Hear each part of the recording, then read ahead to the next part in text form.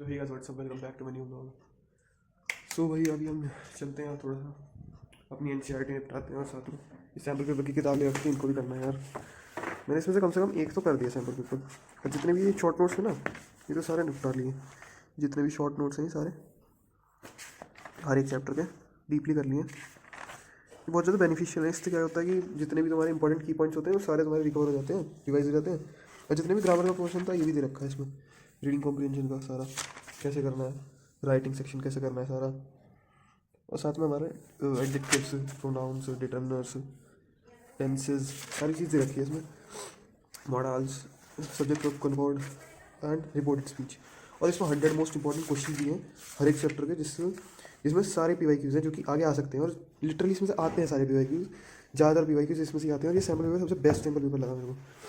इसके अंदर section A है जिसके अंदर रीडिंग सेक्शन होता है, 20 मार्क्स का सेक्शन ए है विद आंसर है। इसमें 100 आंसर्स हैं फर्स्ट एक सैम्पल पेपर के, बाकी सबके क्या कहते हैं टेक्स्ट वाले हैं। ये पूरा सैम्पल पेपर है। इसके अंदर एनालिटिकल पैराग्राफ, सारे ग्रामेटिकल क्वेश्चन भी है, और सिविल लिटरेचर आ गया, लिटरेचर के भी सारे आंसर हैं।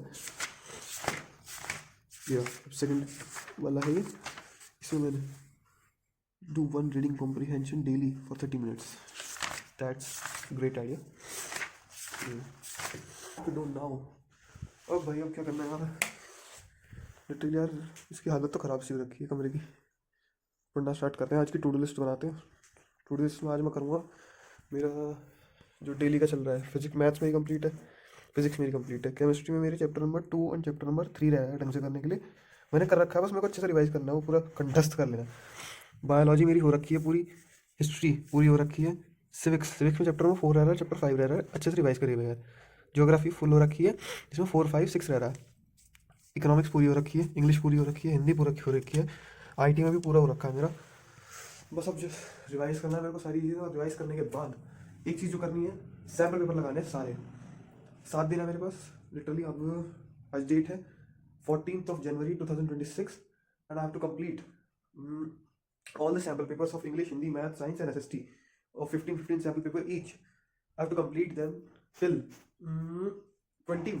21st of January 2026, and after that I have to complete all the PYQs, 100 PYQs for each subject to score 99% in class 10th. That was the whole plan of January, and I will go on to execute that. And here are my some short notes, not short notes, but 6 papers of every chapter, each chapter paper, and they all contains PYQs. They are more beneficial for me for maths and science. These are for maths and these are for science. Maths ke science ke. And here is my practice book in which I practice all maths, science, etc.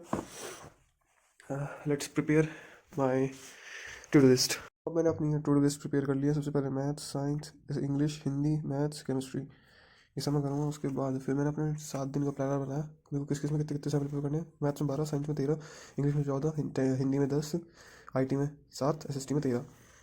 एक दिन में 7 sample paper करने हैं, और इसका मैंने daily planner बना लिया। वेडनेसडे में मेरे को करने हैं 2 मैथ्स के, 2 साइंस के, 1 SST का, 1 इंग्लिश का, 1 हिंदी का। ऐसे मैंने 7 दिन का प्लानर बना लिया, इसको मैं एग्जीक्यूट करूँ। और it is not hard to achieve 500 out of 500 in class and boards.